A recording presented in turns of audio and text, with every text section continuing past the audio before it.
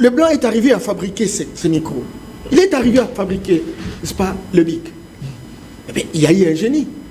Il y a eu une représentation spirituelle, une pensée qui se matérialise. Et nous, notre système éducatif, on est là en train de bloquer les théories des autres. On est là en train de faire des pratiques. Il n'y a pas de génie. Et quand vous êtes dans des universités responsables, il y a 3 composantes. Il y a la composante théorique, pratique et spirituelle. C'est comme ça que vous voyez dans des grandes universités, vous trouvez des écoles philosophiques, ésotériques et mystiques, où les gens sont véritablement entraînés à réveiller, à réactiver le génie pour créer. Des gens vous font 200 millions de kilomètres. Mais ici, le système lui-même, c'est un système perroquin. On ne pose même pas la question de la correspondance ou de la cohérence mathématique entre ce que nous recevons comme enseignement et nos besoins réels. La performance du ministre, c'est d'avoir proclamé les résultats en juillet. Mais il ne se pose même pas la question, est-ce que le contenu nous permet d'avancer?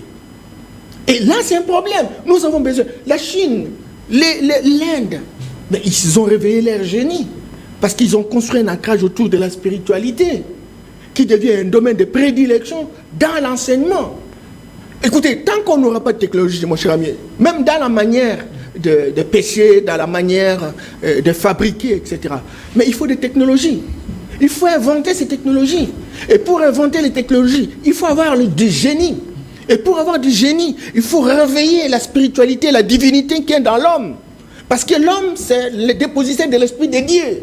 Et Dieu, c'est le géniteur de la lucidité. Or, nous avons ensommeillé notre génie pour bloquer, grimper sur les idées des autres qui ont une stratégie pour nous mater parce qu'ils n'accepteront jamais et on nous fait balancer des concepts comme émergence, comme démocratie, etc. Et nous, on est véritablement, parce qu'on est instruit, on n'est pas intellectuel, on est autour de ça et on se dit, mais est-ce que vous avez accompli la croissance économique en des chiffres, en 3 chiffres et dit, vous avez une croissance plus 5.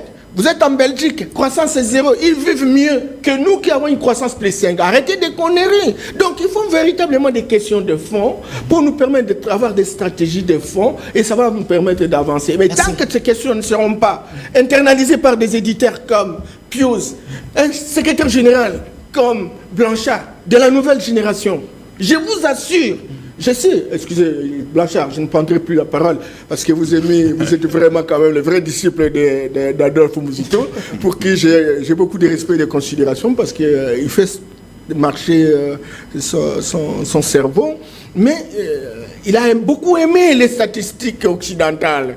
Et quand il cite ces statistiques, il est content comme ici, il a véritablement découvert beaucoup de choses importantes. Oh, c'est ça le piège de l'Occident, Blanchard. Il faut quitter véritablement cet écosystème politique et politique intrinsèque pour que nous puissions dire, est-ce que ce que l'Occident dit, c'est vrai?